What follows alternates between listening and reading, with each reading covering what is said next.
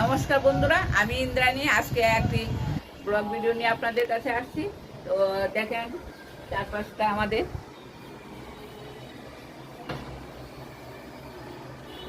কি দেখলেন, সব বিল্ডিং না, কোনো আম গাছ নেই। কিন্তু এর জন্য কি আমরা আমের আচার করব না? তার জন্য কি হয়েছে, এই যে দেখেন আমরা কি সুন্দর সুন্দর বাজার থেকে আম কিনে নিয়ে আসছি। আর এখানে তো প্রচুর বাতাস বারান্দাতে। আর আমগুলি একটা একটা করে ভালো করে মরে মরে একদম ধুয়ে নিয়ে একদম শুকিয়ে নিয়েছি। আস্ত আমগুলি একদম পরিষ্কার করে, আর আমগুলি সুস্থ পরিষ্কার করে নিয়ে আসছি। একদম ঝরঝরা হয়ে গেছে আমগুলি, জলটা শুকিয়ে গিয়ে। এখন আমি আমের আচারের জন্য আমগুলি আমি সাইজ করে কেটে নিব। তো আম এখন কেটে নিব। আর এটা হবে জাল মিষ্টি টক আচার। তো কিভাবে আমগুলি তুমি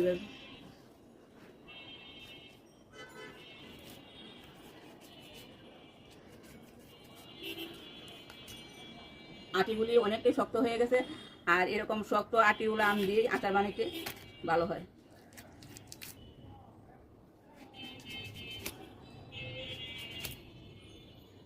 এরকম সাইজ করে কেটে নিব।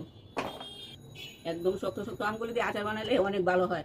আর এটা সারা বছরই ঘরে রেখে খাওয়া যায়। আম কাটা শেষ করে নিয়েছি। আর দেখো আমের কালারগুলি একদম বাড়তি আম, তো একদম আমার আটি আমি শিল দিয়ে এবার চেপে চেপে আমি আটিগুলি সারিয়ে নিয়েছি।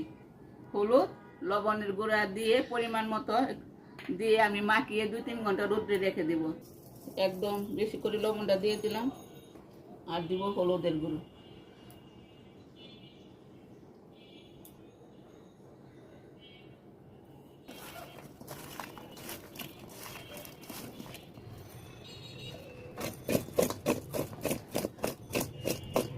মাখিয়ে নিলাম একদম ভালো করে।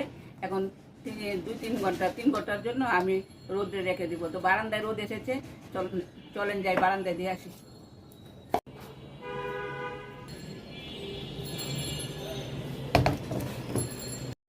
বারান্দায় তো রোদ এসে গেছে, রোদ এখন তাকে রোজা জিরে মৌরি সস আর শুকনো মরিচ এগুলি লাগবে। তার জন্য আমি মশলাগুলো বের করে রোদে দিয়ে দিলাম। দেখেন বন্ধুরা, দিনটা কি সুন্দর বৃষ্টি বৃষ্টি করে আসছে। আর বৃষ্টি অল্প অল্প পড়ছেও। আর রোদ্রটাও শেষ হয়ে গেছে। আর আমি 3-4 ঘন্টা আমগুলি দিয়ে রেখেছিলাম। সুন্দর কীরকম হয়েছে দেখেন, জলটাও জ্বলে গেছে। আমি সবগুলি আম একসাথে করে নিব। সে করে এখন ঘরে নিয়ে যাই। এই আচারটা এই টক জ্বালা আচারটা বানানোর জন্য এই